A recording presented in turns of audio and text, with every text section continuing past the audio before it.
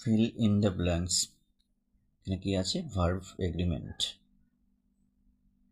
তা এখানে আমাদের বুঝতে হবে সাবজেক্ট কি আছে, সে অনুযায়ী আমাদের ভার্বটা বসাতে হবে।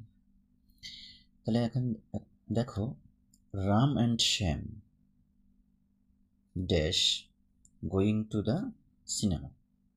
তাহলে এখানে কি বসবে? অ্যাম, ইজ, আর এর মধ্যে কোনটা বসবে? তাহলে বিষয়টা দেখো, এই রাম অ্যান্ড শ্যাম দুজন আলাদা আলাদা ব্যক্তি অ্যান্ড দ্বারা যুক্ত হয়েছে। তাহলে এটা বুঝতে হবে সাবজেক্টটা হচ্ছে প্লুরাল, তাহলে আমাদের ভাবটাও প্লুরাল ভাব নিতে হবে। অর্থাৎ এখান থেকে আমি নেব কোনটা? আর নেব। রাম অ্যান্ড শ্যাম